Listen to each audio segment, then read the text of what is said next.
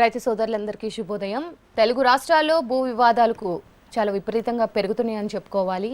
ముఖ్యంగా భూ ప్రక్షాళన అనివార్యమైన పరిస్థితి ఏర్పడింది. మార్పులకు నోచుకోలేని చట్టాలు ఒకవైపు, రైతులు సామాన్య ప్రజల అవగాహన లేమి మరోవైపు వెరసి భూ సమస్యలు అంతకంతకు పెరిగిపోతూ కార్యాలయాల్లో ఎలాంటి పరిష్కారాలు దొరక్క నేటికి కొన్ని వేల కేసులు పెండింగ్లో ఉన్న పరిస్థితి. ఇలాంటి సమస్యలను దృష్టిలో పెట్టుకొని తెలుగు రాష్ట్రాల ప్రభుత్వాలు కూడా కొత్త చట్టాల రూపకల్పన, సవరణ ప్రక్రియలు కూడా మొదలుపెట్టింది. అదే క్రమంలో అసలు భూ సమస్యలు ఎందుకు మొదలవుతున్నాయి, ముందు నుండే ఇలాంటి సమస్యలు తలెత్తకుండా రైతులు, ప్రజలు, ప్రభుత్వాలు ఎలాంటి చర్యలు తీసుకోవాలనే విషయాలపై సందేహాలను నివృత్తి చేయడానికి భూచట్ట న్యాయ నిపుణులు సునీల్ కుమార్ గారు సిద్ధంగా ఉన్నారు. ఈ భూ చట్టాల గురించి అలాగే వీటి సమస్యల గురించి మరిన్ని వివరాలు తెలియజేయడానికి సునీల్ గారు ఇప్పుడు మనతో పాటు ఉన్నారు. మరి వీటి గురించి మరింత లోతుగా మనం పరిశీలన చేద్దాం. నమస్తే సునీల్ గారు. సో ఈరోజు ప్రతి ఒక్కరు కూడా ఈ భూ సమస్యలకు సంబంధించి ఒక క్లారిటీ లేకపోవడం, ఈ సమస్యలకు పరిష్కారాలు ఎక్కడ దొరుకుతాయో తెలియకపోవడంతో భూములను వదులుకుంటున్న పరిస్థితి కనిపిస్తోంది. అసలు భూ సమస్యలు ఎందుకు వస్తాయి, అవి రావడం గల కారణాలు ఏంటి? చాలా సందర్భంలో మన కార్యక్రమం చెప్తుండేవాడిని. ఒకప్పుడు భూమి ఉంటే చాలు, ఏ కాగితాలు ఏ రికార్డులు పనిలేదు, అది ఒకప్పటి విషయం. 100-150 ఏళ్ళ కింద పరిస్థితి. ఇప్పుడు ఎట్లా ఉంది అంటే భూమి లేకున్నా పర్వాలేదు, కాగితాలు ఉంటే చాలు అనేది పరిస్థితి. అంటే చట్టం ఏమంటుందంటే భూమి ఉంటే, కాగితాలు ఉంటే తప్ప, చేతిలో కాగితాలు 4-5 డిపార్ట్మెంట్ రికార్డ్స్లలో పేరు ఉంటే తప్ప హక్కుకి భద్రత లేని పరిస్థితి.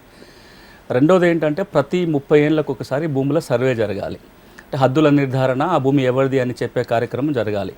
తెలంగాణలో అలాంటి కార్యక్రమం చివరిగా జరిగి 80 ఏళ్ళుగా వస్తుంది. ఆంధ్రప్రదేశ్లో ఆ కార్యక్రమం జరిగి 110 ఏళ్ళు దాటింది.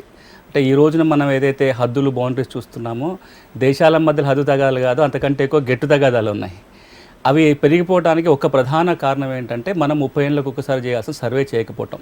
గత 10 ఏళ్ళుగా చాలా ప్రభుత్వాలు భూములు సర్వేకి వెళ్తారని మాట్లాడారు, రకరకాల ప్రయత్నాలు జరిగాయి. కానీ దేశం మొత్తంలో ఇప్పటికీ ఏ రాష్ట్రం కూడా పూర్తిగా రీసర్వే చేసిన దాఖలాలు లేవు.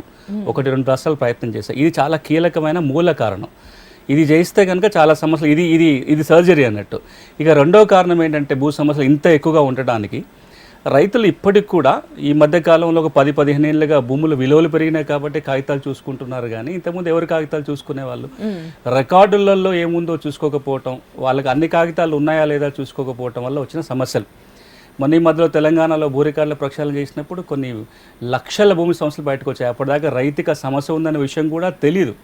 అందుకే మన నేలతల్లి కార్యక్రమంలో మొట్టమొదటిలోనే విస్తృతంగా ప్రచారం చేసింది ఏంటంటే భూమి ఉన్న ప్రతి వాళ్ళు, అది వ్యవసాయ భూమి కావచ్చు, ఇంటి స్థలం కావచ్చు, రైతు కావచ్చు, లేదా పట్టణాల్లో భూమి ఉన్న వాళ్ళు ఎవరైనా కానీ ఒక్కసారన్నా భూమి హక్కుల పరీక్ష చేసుకోవాలి అని.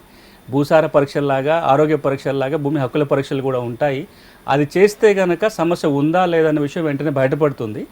సమస్య లేకపోతే ఆ కాగితాలు భూమి ఉన్నంతకాలం ఉపయోగపడతాయి. ఎప్పుడు సమస్య వచ్చినా తీర్చుకోవడానికి అవే పనికి వస్తాయి. సమస్య ఉందని తెలిస్తే వెంటనే పరిష్కారం చేసుకోవడానికి అవకాశం ఉంటుంది. సో ఈ రోజున ఆ ప్రయత్నం గనక జరిగి ఉన్నట్లయితే సమస్యలు తీర్చుకోవడానికి అవకాశం ఉంటుంది. ఇవి 2 ప్రధాన కారణాలు. అంటే రికార్డులు ఒకటి, సర్వే జరగకపోవటం ఒకటి. అయితే భూ చట్టాలు పరంగా చూసుకుంటే అవి ఎప్పుడో క్రియేట్ చేసినవి. సో వీటి వల్ల వాటికి ఏ సమస్యలకు పరిష్కారం జరుగుతుంది, వీటిలో అసలు ఎంతవరకు జరుగుతుంది? భూమి చట్టాలు ఎన్ని ఉన్నాయి అనేది భూ పరిపాలన చూసే ప్రధాన అధికారే చెప్పలేని పరిస్థితి, ఏ రాష్ట్రమైనా సరే. తెలంగాణలో దాదాపుగా 125 భూమి చట్టాలు ఉన్నాయి. ఆంధ్రప్రదేశ్ రాష్ట్రంలో 145 భూమి చట్టాలు ఉన్నాయి. కొన్ని చట్టాలకు పేర్లు మాత్రమే తెలుసు, చట్టం ఒక కాపీ కూడా లేని పరిస్థితి. అంటే గత 150 సంవత్సరాలుగా రకరకాల చట్టాలు చేసుకుంటూ వచ్చాం. ఏ అవసరానికి తగ్గట్టుగా ఆ చట్టాన్ని చేసుకుంటూ వచ్చాం. ఈ రోజున చట్టాలలో ఎంత గందరగోళమైన పరిస్థితి ఉంది అంటే ఒక చట్టం ఇంకో చట్టం కాంట్రడిక్టరీగా ఉండే ఒక నేపథ్యం కనపడుతుంది. అందుకే 2 రాష్ట్రాలలో కూడా ఈ చట్టాలన్నీ సరళీకరణ చేసే ఒక ప్రయత్నం అయితే జరిగింది. తెలంగాణ రాష్ట్రం ఏర్పడిన కొత్తలోనే భూ చట్టాలన్నిటినీ అధ్యయనం చేసి ఎన్ని చట్టాలలో ఏది పనికొచ్చేది, ఏది పనికిరాంది తీసేసి ఉన్నాన్ని సరళీకరణ చేసుకునే ప్రయత్నం చేశారు. రిపోర్ట్ వచ్చింది కానీ ఇంకా అయిపోలేదు. ఈ మధ్యకాలంలో మనం కొత్త రెవెన్యూ చట్టం వస్తుంది తెలంగాణలో వింటున్నాం. ఆంధ్రప్రదేశ్ రాష్ట్రంలో ఇటీవల కాలంలోనే ఒక కొత్త చట్టాన్ని తీసుకొచ్చారు. దేశంలో ఎప్పుడు లేని ఒక కొత్త చట్టం. నాకు తెలిసి రాజస్థాన్ ఒక ప్రయత్నం చేసిన తర్వాత ఆంధ్రప్రదేశే. ఇప్పటిదాకా మన దేశంలో ఏ భూమి అయినా సరే మీకు ఎన్ని కాగితాలు ఉన్నా ఆ కాగితాలు ఉంటే మీరు యజమాని అని ఎవరు గ్యారంటీ ఇవ్వరు. పలానా కాగితం ఉంటే ఇక మీ భూ యజమాని అని చెప్పే చట్టం ఏమీ లేదు. మీ దగ్గర ఎన్ని ఎక్కువ కాగితాలు ఉంటే ఆ భూమి మీది అని చెప్పడానికి అన్ని ఎక్కువ ఆధారాలు ఉన్నట్టు అంతే.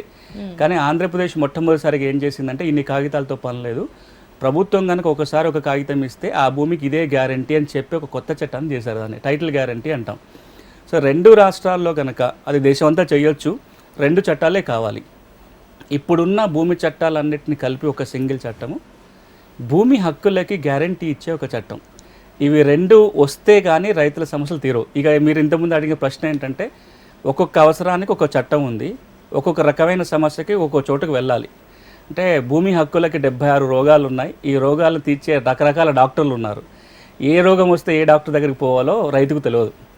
నాకు అసైన్మెంట్ భూమి అయితే నేను తహసీల్దార్ దగ్గరికి పోవాలి, పాస్బుక్ కావాలంటే పలానా పని చేయాలి, సీలింగ్ భూములు అయితే ఇంకో చోటకి వెళ్ళాలి, ఈ భూమి నాది అని డిక్లరేషన్ కావాలంటే నేను కోర్టుకు వెళ్ళాలి, నా భూమి మీద కొన్ని రకాల క్రిమినల్ కేసులు దానికి పోలీస్ స్టేషన్కి వెళ్ళాలి, కొన్నిటికి ప్రత్యేకమైన కోర్టులు ఉన్నాయి, కొన్ని ఏజెన్సీ కోర్ట్స్ అంటారు, ఇట్లా రకరకాలుగా ఉన్నాయి.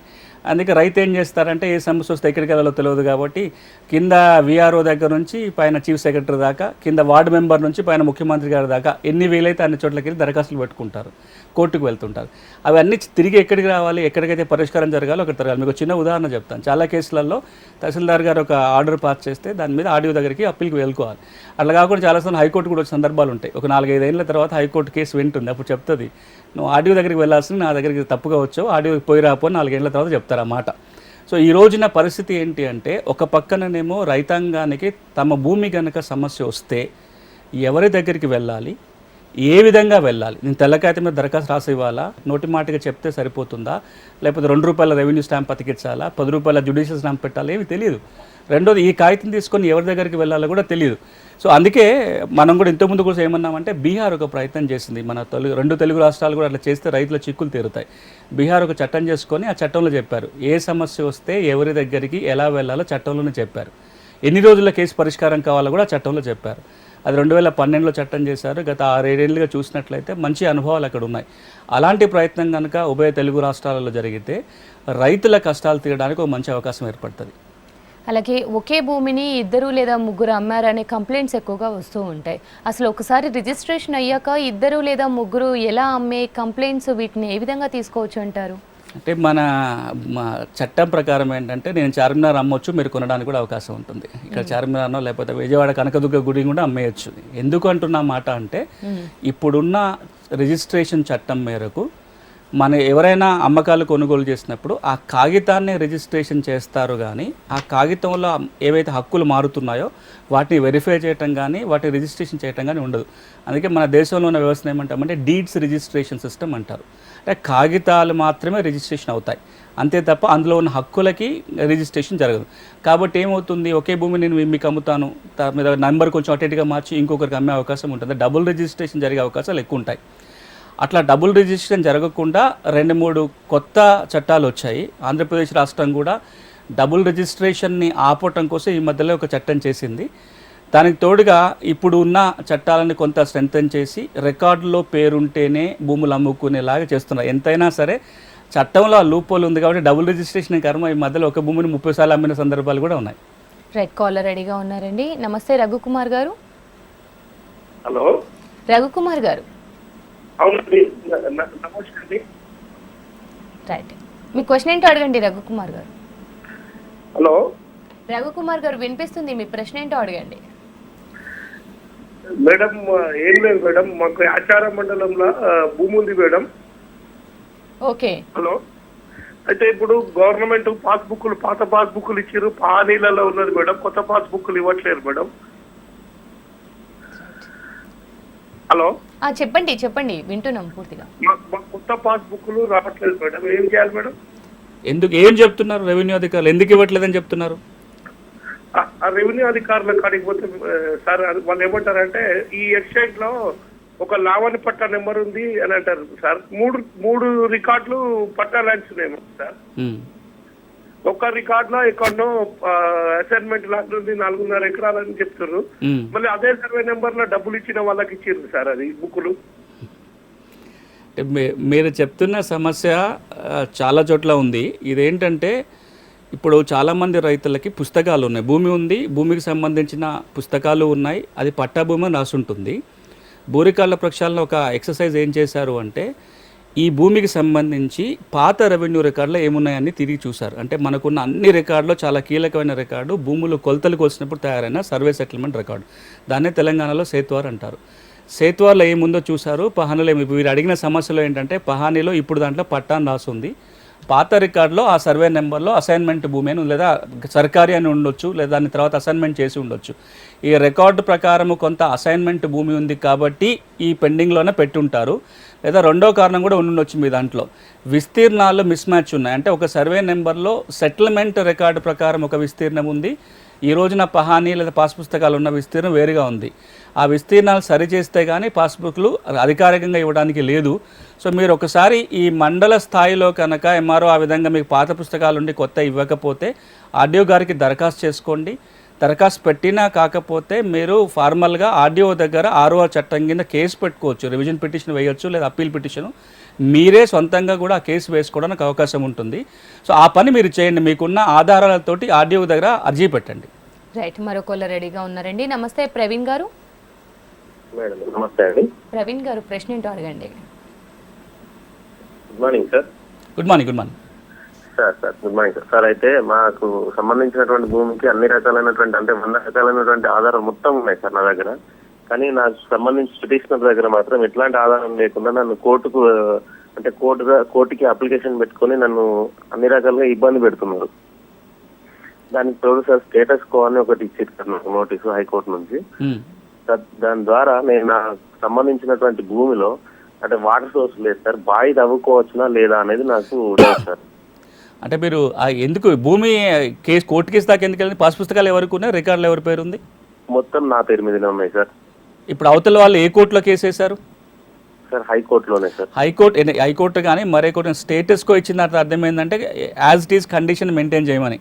ఆ స్టేటస్ కో ఆర్డర్ ఉన్న తర్వాత కొత్తగా కోర్టు పర్మిషన్ లేకుండా ఏమీ చేయడానికి వీల్లేదు. సో మీ కేసులో మీకు అన్ని ఆధారాలు ఉంటే కోర్టులో గెలిచిన తర్వాతనే లేదా ఆ స్టేటస్ కో ఆర్డర్ వెకేట్ అయిన తర్వాతనే మీరు బావి తవ్వటానికి కానీ మరొక రకమైన ఇంప్రూవ్మెంట్ చేయడానికి అవకాశం ఉంటుంది. రైట్. అలాగే రైతులో చాలామంది చదువుకోని వారే ఉంటారు. ఈ భూ సమస్యలు వచ్చినప్పటికీ ఈ భూ చట్టాలు ఏ విధమైన న్యాయం చేస్తుంది అలాంటి వారికి? అంటే ఇప్పుడు భూమి చట్టాలన్నీ కూడా రైతుకు మేలు చేయడం కోసం చేసిన చట్టాలే, భూమి హక్కులను కాపాడడానికి చేసిన చట్టాలే. కానీ ఏమవుతుందంటే అవగాహన లేదు కాబట్టి అవగాహన ఉన్నవాళ్ళు, అధికారం ఉన్నవాళ్ళు లేదా డబ్బులు ఉన్నవాళ్ళు ఆ చట్టాలను ఎక్కువగా వాడుకోవడానికి వెసులుబాటు ఎక్కువ కనపడుతుంది. ఇది ఎట్లాంటిదంటే చట్టం అనేది ఒక నీటి కాలువ లాంటిది, మనం ఉపయోగించుకునే దాని మీద ఆధారపడి ఉంటుంది. రైతాంగంలో వ్యవసాయం చేసే వాళ్ళలో వ్యవసాయానికి సంబంధించిన కొద్ది గొప్ప ఇప్పుడు అవగాహన పెరిగింది. ఇప్పుడు మా నేలతల్లి కార్యక్రమం పుణ్యానం ఇంకో రకరకాల రైతు అవగాహన పెరిగినాయి. కానీ ఏదైతే కీలకమైన అంశం ఉందో భూమికి సంబంధించి రైతులకి పూర్తి అవగాహన ఉండదు. రైతులు కనుక కనీసం కీలకమైన అంశాలు భూములకు సంబంధించి హక్కులు ఏమున్నాయి, చట్టాలు ఏం చెప్తున్నాయి, సమస్య వస్తే ఎక్కడికి పోవాలి అని ఒక ప్రాథమిక అవగాహన పెంపొందించుకుంటే సమస్యలు పరిష్కారం చేసుకోవడం చాలా సులభమవుతుంది. ఇప్పటిదాకా ఏమనుకుంటారు, రెవెన్యూ యంత్రాంగం చేయదు, లేకపోతే మనం ఎన్ని చోట్ల దరఖాస్తులు పెట్టుకున్నా డబ్బులు నోడిగే పని అవుతాయి, అవన్నీ నిజమైతే అయి ఉండొచ్చు. కానీ రైతాంగం కనుక చేయాల్సిన పద్ధతిలో కనుక ప్రాసెస్ చేస్తే ఇవాళ కాకపోయినా రేపైనా న్యాయం జరిగే అవకాశం ఉంటుంది. ఈ రోజున జరుగుతున్న పెద్ద ఎత్తున పొరపాటు ఏంటంటే మనం ఏం చేయాలో ఆ సమస్య పరిష్కారానికి ఆ ప్రయత్నం కాకుండా మిగతా అన్నీ జరిగిపోతూ ఉన్నాయి.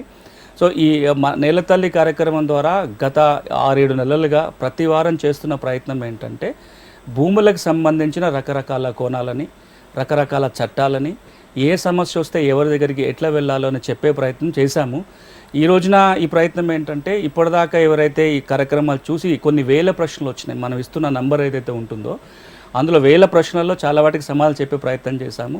ఎక్కువ మంది రైతులు కోరుకునేది ఏంటంటే జనరల్గా సమాధానం కాకుండా వాళ్ళు అడిగిన ప్రశ్నకు కూడా సూటిగా సమాధానం చెప్పినట్లయితే ఎక్కువ మందికి ఉపయోగపడుతున్న ఉద్దేశంతో ప్రయత్నం చేస్తున్నాం. కానీ ఇంకొక మాట కూడా మీరు అన్నట్టుగా రైతులకి మేలు జరగాలంటే ఉచితంగా సహాయం చేసే వ్యవస్థ దేశం మొత్తంలో ఉంది. అది ఉందనే విషయమే చాలామందికి తెలియదు, ఉపయోగించుకోవట్లేదు. National legal services authorities act అని 1987లో ఒక చట్టం తీసుకొచ్చి పేదవాళ్ళకి, మహిళలకి, ఎస్సీలకి, ఎస్టీలకి చట్టపరంగా ఏ అవసరం ఉన్నా ఉచితంగా న్యాయ సలహాలు ఇవ్వడానికి, ఉచితంగా లాయర్ని పెట్టడానికి, రెవెన్యూ కోర్టుకి వెళ్ళాలన్నా, సివిల్ కోర్టుకి వెళ్ళాలన్నా లీగల్ సర్వీస్ అథారిటీస్ని ఏర్పాటు చేశాం. ఎక్కడెక్కడైతే కోర్టు ఉంటుందో ఆ కోర్టు కాంప్లెక్స్లో న్యాయ సేవల అథారిటీ ఉంటుంది. జిల్లా కోర్టులో అయితే ఒక ప్రత్యేకమైన జడ్జి ఉంటారు, దానికి ఎవరికి సమస్య ఉన్నా ఒక దరఖాస్తు పట్టుకొని వెళ్ళినట్లయితే సహాయం చేస్తారు. సో రైతులు గుర్తుపెట్టుకోవాల్సిన అంశం రెండు. ఒకటి, మీరు కూడా కొద్ది గొప్ప తెలుసుకునే ప్రయత్నం చేయండి. మీకు కనుక న్యాయపరమైన అవసరాలు ఏర్పడినప్పుడు ఇలా లీగల్ సర్వీస్ అథారిటీ కానీ మరొక మార్గం ద్వారా చట్టపరంగా ఏం చేయాలో ఆ ప్రయత్నం చేసినట్లయితే న్యాయం దొరికే అవకాశం ఉంటుంది. రైట్, కాలర్ రెడీగా ఉన్నారండి ఖమ్మం నుంచి. నమస్తే శ్రీనివాసరావు గారు. నమస్తే అండి. మీ సమస్య ఏంటో అడగండి. మాది ఖమ్మం జిల్లా పెనుబోలి మండలం అండి. ఇక్కడ కొత్తగూడెం నుంచి సత్తుపల్లికి ట్రైన్ రోడ్ వేశారండి. ఇక్కడ పనులు జరుగుతున్నాయి. అయితే మాది 2 ఎకరాల భూమి పోతుందండి. అందుట్లో అది మా నాన్నగారు 69లో కొనండి. మాకు దాని గురించి మామూలుగా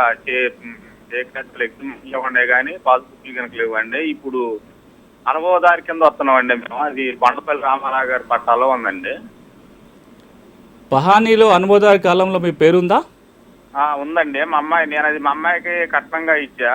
మా నాన్న దగ్గర నుంచి నాకు వచ్చింది, పంచి పెట్టారు. నేను మళ్ళీ మా కూతురికి కట్నం. ఎంతకాలం నుంచి పాత పాలన ఎన్ని ఏళ్ళ నుంచి మీ పేరు వస్తుంది పహానీలో? పానీలో 69 నుంచి ఉన్నామండి మేము. మరి మీరు కొనుగోలు చేసినట్లయితే సదబైనామా కింద ఎందుకు ఇప్పటిదాకా క్రమబద్ధీకరణ చేయించుకోవాలి? రెగ్యులైజ్ ఎందుకు కాలేదు? అది అవి మాకు తెలియలేదండి. ఆయన ఇక్కడ ఇప్పుడు ఈ కర్ణం గారు అన్నాయన వాళ్ళ అబ్బాయి ఉండండి. ఆయన గారు చనిపోయిండు. వాళ్ళ అబ్బాయి మొత్తం పట్టాదారిగా ఆయనే ఉంటుండో చేయట్లేదండి. అది పట్టాలు చేయనట్లేదు, పాస్బుక్లు రానియట్లేదు మాకు. అంటే ఇందులో 2 అంశాలు. ఒక్కటేమో ఈ లోపల కనుక మీరు ఫారం 10లో దరఖాస్తు పెట్టి ఉంటే ఇటీవల తెలంగాణ ప్రభుత్వం తీసుకున్న కార్యక్రమంలో భాగంగా సాదాబైనామా క్రమబద్ధీకరణ చేసుకొని 13B సర్టిఫికేట్ వచ్చి ఉంటే మీకు పట్టదారు అయిపోయే వాళ్ళు సమస్య ఉండేది కాదు. కానీ ఇప్పుడు మీరు భూసేకరణలో భూమి పోతుంది, కబ్జా కాలంలో మీరు ఉన్నారు కాబట్టి సాగుదారి కాలంలో ఏదైతే భూసేకరణ అధికారి ఉంటారో మీరు ఒక అర్జీ పెట్టండి.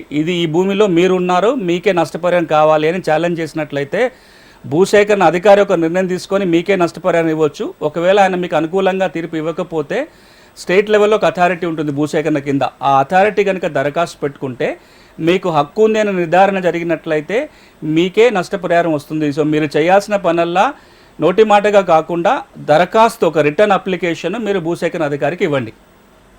రైట్. అలాగే ఈరోజు వ్యవసాయ భూములన్నీ కూడా వ్యవసాయేతర పనులకు వాడకూడదనే ఒక చట్టం ఉంది. అలా వాడడం నేరంగా ఉంది. అయితే ఎక్కడ చూసినా కూడా పొలాల్లోనే రియల్ ఎస్టేట్ వెంచర్లు వస్తూ ఉన్నాయి. మరి వీటికి సంబంధించి అసలు అది ఎలా సాధ్యపడుతుంది అంటారు? ఒక చట్టం అయితే ఉంది కదా దాని మీద. అంటే ఒకప్పుడు ఫీజులు చాలా ఎక్కువ ఉండేవి వ్యవసాయ భూమిని వ్యవసాయేతర అవసరాలకు మార్చాలి అంటే. రెండోది చాలా నియమాలు ఉండేవి. డబ్బు కడితేనే చాలదు, ఆ వ్యవసాయేతర అవసరాలకి ఈ భూమి మారితే మిగతా నష్టం ఏం జరుగుతుందో చూసిన తర్వాత కానీ పర్మిషన్లు ఇచ్చేవాళ్ళు కాదు. ఇటీవల కాలంలో నాలా కన్వర్షన్ ఫీజు కూడా చాలా తగ్గించారు. హైదరాబాద్లో అయితే 1%, హైదరాబాద్ బయట అయితే 3%. అంటే విజయవాడలో అట్లాంటి సిటీలో అయితే 1%, మిగతా చోట్ల 3% మార్కెట్ వాల్యూలో ఫీజు కట్టినట్లయితే భూమి కన్వర్షన్ అయిపోతుంది. ఇప్పుడు ఆంధ్రప్రదేశ్లో ఉన్న కొత్త రూల్ ఏంటంటే దరఖాస్తు పెట్టిన నాటి నుంచి అది కన్వర్షన్ అయినట్టు కింద భావించాలి. అంటే మీరు అన్నట్టుగా ఇప్పుడేమో కష్టతరం ఏం కాదు కన్వర్షన్ చేసుకోవడానికి, అది వేరే అంశం. రెండోది ఏంటంటే కన్వర్షన్ చేయకుండానే లేఅవుట్లు వచ్చేస్తున్నాయి, కన్స్ట్రక్షన్ జరుగుతున్నాయి. అట్లాంటి విషయంలో మాత్రం ఎవరైనా భూములు కొనుగోలు చేస్తున్నప్పుడు, వ్యవసాయేతర భూములు కనుక కొనుగోలు చేస్తున్నప్పుడు నాలా కన్వర్షన్ జరిగిందా లేదా చూసుకోవాలి. అలా చూసుకోకపోతే ఆ చట్టం ఏమంటుందంటే కన్వర్షన్ ఫీజుతో పాటుగా పెనాల్టీ కూడా కట్టాల్సి వస్తుంది. సో మనం వెరిఫై చేసుకోవాల్సింది ఏంటంటే కన్వర్షన్ జరిగిందా లేదా. ఆర్డీఓ కాంపిటెంట్ అథారిటీ, ఆర్డీఓ కార్యాలయంలో వెరిఫై చేసుకుంటే ఆ భూమి కన్వర్షన్ జరిగిందా లేదా తెలుస్తుంది. రైట్. నెల్లూరు నుంచి కాలర్ రెడీగా ఉన్నారండి. నమస్తే పెంచలయ్య గారు. మేడం పెంచలయ్య గారు, మీ క్వశ్చన్ ఏంటో అడగండి. క్వశ్చన్ ఏం లేదు మేడం. నేను ఎస్ఐని, నేను పొలం చేసుకుంటున్నాను, చెరువుకు సంబంధించిన పొలం. చెప్పండి పెంచలయ్య గారు. చెరువుకు సంబంధించిన పొలం 20 ఏళ్ళ నుంచి చేసుకుంటున్నాను మేడం. సమస్య ఏంటో చెప్పండి. అదే పొలం, చెరువుకు సంబంధించిన పొలం 20 సంవత్సరాల నుంచి చేసుకుంటున్నాను నేను. ఓకే. దాన్ని పట్టా కావాలనా? పట్టాత గిట్టా ఏం లేదు సార్ దానికి. నాకేం అదే నీకు ఇప్పుడు సమస్య ఏంది, మీకు పట్టా కావాలనే కదా. దాన్ని అదే సార్, చెరువు భూములకి పట్టాలు రావు. ఒకటి గుర్తుపెట్టుకోండి, శీకం భూములు కానీ దాన్ని చెరువు శీకములు అంటారు, లేదా ఏవైతే కొన్ని రకాల భూములని అసైన్మెంట్ చేయడానికి వీలు లేదు. ఇప్పుడు ఆంధ్రప్రదేశ్లో BSO ప్రకారం, బోర్డ్ స్టాండింగ్ ఆర్డర్స్ ప్రకారము ఆ భూమి మీకు అసైన్మెంట్ చేయడానికి వీలు లేదు. మీరు ఒకవేళ ఆ భూమిని దున్నుకుంటున్నాను నాకు అసైన్మెంట్ చేయండి అని మీరు MROకి దరఖాస్తు పెట్టుకుంటే మీకు పట్టా ఇవ్వటం కాదు, మిమ్మల్ని ఆ భూమి నుంచి తొలగించడానికి ఆర్డర్స్ పాస్ చేయాల్సి వస్తుంది. సో రైతాంగం గుర్తుపెట్టుకోవాల్సింది ఏంటంటే ప్రభుత్వ భూమి కనుక అసైన్మెంట్ జరగాలి అంటే మనకు అర్హత ఉందా లేదా ఒక్కటి మాత్రమే కాదు, ఆ భూమిని అసైన్ చేయొచ్చా లేదా కూడా చూడాలి. మీ కేసులో మాత్రం ఆ చెరువు శీకం కాబట్టి చెరువు భూములని అసైన్మెంట్ చేయడానికి వీల్లేదు. రైట్.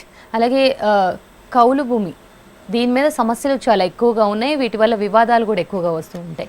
ఏంటి అసలు కౌలు చట్టం ఏం చెప్తూ ఉంది దీనికి సంబంధించి? కౌలు చట్టాలు చాలా మార్పులు వచ్చాయి. ఒకప్పుడు కౌలు చట్టాలకి పాత కౌలు చట్టం ఆంధ్రాలో కానీ తెలంగాణలో కానీ కౌలు రైతుల హక్కుల్ని కాపాడటం కోసం వచ్చిన చట్టాలు, వాటిని ఇప్పుడు సవరించుకొని ఆంధ్రప్రదేశ్లోనో కొత్త చట్టం వచ్చింది, పంట సాగు హక్కుల చట్టం అంటారు. కౌలు చట్టాలు ఇంకా అమల్లో లేవు అక్కడ. ఇది 11 నెలల కాలానికి కౌలుదారు భూ యజమాని మధ్యలో ఒక అగ్రిమెంట్ పెట్టుకొని ఆ అగ్రిమెంట్ ప్రకారమే హక్కులు ఉంటాయి. తెలంగాణ విషయానికి వచ్చినట్లయితే 2011లో చేసిన ఎల్ఈసి చట్టం ఇంకా అమల్లో ఉంది. చట్టం అయితే ఉంది కానీ మనం అమలు చేయట్లేదు. ఈ పాత కౌలు చట్టాలన్నిటినీ రద్దు చేసి నూతనంగా చట్టం చేయమని కేంద్ర ప్రభుత్వం చెప్తుంది. ఆ విధంగా ఆంధ్రప్రదేశ్ చేసుకుంది. ఇప్పుడున్న సమస్య కౌలుదారులకు ఏంటంటే చట్టాలైతే ఉన్నాయి కానీ కౌలుదారులకి గుర్తింపు లేదు. కౌలు చేసుకుంటున్నట్టుగా సాక్ష్యం లేదు కాబట్టి రైతుగా రావాల్సిన ఏ మేలు జరగట్లేదు. ఇప్పుడు ఆ సమస్యను తీర్చడానికి ఆంధ్రప్రదేశ్లో సెప్టెంబర్ నెలలోనే మళ్ళీ ఒక కొత్త ప్రయత్నం జరిగింది. ఇప్పుడు చూడాలి ఈ సంవత్సరంలో అయినా ఎంతమంది కౌలుదారులు ఆంధ్రప్రదేశ్లో గుర్తించబడతారో. తెలంగాణలో మాత్రం కౌలుదారులను గుర్తించమని ప్రభుత్వం చెప్పేసింది. కౌలుదారులను అమలు చేసేది లేదు, ఎల్ఈసి చట్టాన్ని అమలు చేసేది లేదు అని. కానీ రోజు రోజుకి 2 రాష్ట్రాల్లో కూడా కౌలుదారుల సంఖ్య పెరుగుతూనే వస్తుంది, తగ్గదు ఇంకా. మనం గనక కౌలుదారులని రైతులుగా గుర్తించకపోతే వ్యవసాయానికి నష్టం జరుగుతుంది, అంతమంది కౌలు కుటుంబాలకు నష్టం జరుగుతుంది. ప్రభుత్వ అంకెల ప్రకారమే ఆంధ్రప్రదేశ్లో దాదాపు 25 లక్షల మంది కౌలుదారులు ఉన్నారు, తెలంగాణలో 8 లక్షల మంది కౌలుదారులు ఉన్నారు. ఇక్కడ 8 లక్షల మందికి ఎలాంటి గుర్తింపు లేదు. ఆంధ్రప్రదేశ్లో ఉన్న 25 లక్షల మంది కౌలుదారులకి కొత్త చట్టం కింద గుర్తింపు ఇచ్చే ప్రయత్నం అయితే జరుగుతుంది. రైట్. కాలర్ రెడీగా ఉన్నారండి రంగారెడ్డి నుంచి. నమస్తే చెన్నారెడ్డి గారు. మేడం అది యాకర మండలం ఓకే అండి. జిల్లా మా దగ్గర ఏం చేశారంటే రికార్డ్ ఏడియాస్లో ఎంఆర్ఆర్స్ రికార్డ్ మా తామర్ అవుతుంది. కలెక్టర్కు కానీ అధికారులు కానీ లెక్క పెట్టుకుంటే వాళ్ళు ఎంత చేస్తున్నా కానీ ఎంఆర్కు రిప్రజెంటేషన్ ట్రాన్స్ఫర్ చేస్తున్నారు. రికార్డు మాత్రం ఇవ్వడానికి ముందుకు రావట్లేదు. ఏంటి మీకు వస్తూనే ఏమన్నా తేడాలు వచ్చినా ఏంటి సమస్య ఏంటి, అసలు సమస్య ఏంటి? చేతివారు వదులుగా అంతా రికార్డ్ మొత్తం చేంజ్ ఏడియాస్లో ఎంఆర్ఆర్స్ రికార్డ్ మొత్తం అది అర్థమైంది. అసలు ఈ రికార్డ్ తారుమారేది. అసలు మీ భూమి ఏం కావాల్సి వచ్చింది? భూమి విస్తీర్ణం ఏమన్నా తేడాలు జరిగినా? నాకు పట్టలాంటి భూమి అది మా తాతగారి పేరు మీద ఉండే, అది రికార్డ్ చేంజ్ అవుతుంది. చెప్పండి. నాకు సీసీ కాపీ కావాలండి. సీసీ కాపీ కలెక్టర్లో కానీ ఎక్కడెక్కడ దొరుకుతుంది సీసీ కాపీ, సర్టిఫైడ్ కాపీ. ఏ రికార్డు కావాలి మీకు? పట్టలాంటి భూమి. కరెక్టే, భూమికి సంబంధించి చాలా రికార్డులు ఉంటాయి. మీరు ఏ రికార్డు కోసం ప్రయత్నం చేస్తున్నారు? శాస్త్ర పాలన, చెత్తాల పాలన, పీటీ, వసూలు, చేసేవారు, ఇవన్నీ కావాలండి. అంటే ఇందులో ఆయన పెద్ద లిస్ట్ చెప్పారు. ఆయన అసలు సమస్య ఏంటో అక్కడ ప్రస్తావించలేదు. భూమి రికార్డులన్నీ కూడా అన్ని రెవెన్యూ రికార్డ్స్ అన్నీ కూడా తహసీల్దార్ కార్యాలయంలో దొరుకుతాయి. ఇప్పుడు వారు చెప్పిన సెటిల్మెంట్ రికార్డ్స్ అంటారు దాన్ని. సేతువార్ కావచ్చు, విలేజ్ మ్యాప్ కావచ్చు, లేకపోతే టీపన్ కావచ్చు, ఆంధ్రాలో అయితే ఎఫ్ఎంబి అంటారు. వీటి నకలు ఒకటి రెవెన్యూ కార్యాలయాల్లో ఉంటుంది, అంటే తహసీల్దార్ కార్యాలయంలో. అక్కడ లేనప్పుడు జిల్లా కలెక్టరేట్లో ఏడీ సర్వే ఆఫీస్ ఉంటుంది, అక్కడ తీసుకోవడానికి ఉంటుంది. అక్కడ ఇంకొక కాపీ హైదరాబాద్లో డైరెక్టర్ సర్వే సెటిల్మెంట్ ఆఫీస్ ఉంటుంది, అక్కడ పొందడానికి అవకాశం ఉంటుంది. కొన్ని రికార్డ్స్, పాత రికార్డ్స్ ఆర్కైవ్స్లో కూడా ఉంటాయి, అక్కడ నుంచి కూడా పొందొచ్చు. రైట్. అలాగే చాలామంది భూ వివాదాలు ఏర్పడేటప్పుడు డైరెక్ట్గా పోలీస్ స్టేషన్కి వెళ్తూ ఉంటారు. బట్ అక్కడ మాత్రం ఈ భూమికి సంబంధించిన వివాదాలు ఇక్కడ స్వీకరించబడవు అని రాసుంటుంది. సో కాలర్ తీసుకుందాం. కాలర్ రెడీగా ఉన్నారు. నమస్తే శ్రీనివాసరావు గారు. నమస్తే మేడం. శ్రీనివాసరావు గారు చెప్పండి సమస్య ఏంటో. మా నాన్నగారు ఒక ఎకరా 50 సెంట్లు మా నాన్నగారు రిజిస్టర్ చేశారు సార్ ఇంకొక పేరు కదా. హలో చెప్పండి, వింటున్నాను, చెప్పండి. అంటే ఇప్పుడు మా నాన్నగారు 50 సెంట్లు మా నాన్నగారి పేరు మీద ఉండేది. ఓకే. అతను మా నాన్నగారు వేరే సైట్లు వేసిన ఆయనకి ఎకరా 39 సెంట్లు మాత్రమే రిజిస్ట్రేషన్ చేశారు. చెప్పండి. హలో చెప్పండి. అందులో మా నాన్నగారికి 11 సెంట్లు మినహాయింపు ఉండిపోయింది మేడం. ఓకే. ఆ ఉండిపోయింది మధ్యలో ఉన్న మధ్యవర్తి ఉంటాడు కదా, అతను 11 సెంట్లు మా నాన్నగారు ఒక సెంట్ రిజిస్టర్ చేసుకుంటారు. మీరు ఏ జిల్లా నుంచి మాట్లాడుతున్నారు? విజయనగరం సార్, విజయనగరం. ఇప్పుడు మీరు చెప్పిన దాంట్లో ఉన్న భూమిలో 11 సెంట్లు అమ్మలేదు, ఆ 11 సెంట్లు ఇంకో మధ్యలో ఉన్న బ్రోకర్ వేరే రిజిస్ట్రేషన్ చేశారు అంటున్నారు, అంతే కదా? అవునండి, మా నాన్నగారు చేస్తారు. ఇప్పుడు ఆ భూమి ఎవరి చేతిలో ఉంది? ఆ 11 సెంట్లు మన చేతిలో ఉంది సార్. అంటే అందులో 6 సెంట్లు మన చేతిలో ఉంది, వేరే 3 సెంట్లు అదే చేసుకున్న ఆయన దీంట్లో ఉంది. ఇప్పుడు మీ చేతిలో భూమి ఉంది, రిజిస్ట్రేషన్ మీరు చేయలేదంటున్నారు కాబట్టి 11 సెంట్లు ఒకసారి ఒక డాక్యుమెంట్ తప్పుగా అయినా ఒప్పుగా అయినా రిజిస్ట్రేషన్ అయిన తర్వాత ఆ డాక్యుమెంట్ రద్దు చేసే అధికారం సివిల్ కోర్టుకు మాత్రమే ఉంటుంది. ఇప్పుడు మీరు ఆ కారణాలు చెప్పి మీరు రిజిస్ట్రేషన్ చేయలేదంటానికి మీ ఎవిడెన్స్ ఏవైతే ఉంటుందో కోర్టుకు వెళ్ళి ఆ డాక్యుమెంట్ని కనుక క్యాన్సిల్ చేస్తే మీ భూమి మీద హక్కులు మళ్ళీ మీకు తిరిగి దక్కుతాయి. Right, thank you Sunil Kumar గారు. ఈరోజు భూ వివాదాలకు సంబంధించి ముఖ్యంగా భూ చట్టంలో ఎటువంటి ఉంటాయి, ఎటువంటి మార్పులు రావాలి, వీటి గురించి తెలియజేశారు. Thank you so much. So చూశారు కదా, నేలతల్లిలో భూ వివాదాలకు సంబంధించి భూ సమస్యలకి ఎటువంటి చట్టాలు ఉంటాయి, వీటన్నిటి గురించి కూడా సమగ్రంగా హెచ్ఎంటీవీ అగ్రి యూట్యూబ్ ఛానల్లో ఉంది. ఒకసారి మీరు గోత్రు అయితే మీకు చాలా విషయాలు తెలుస్తాయి భూ సమస్యలకు సంబంధించి. ఇది ఇవాల్టి నేలతల్లి కార్యక్రమం.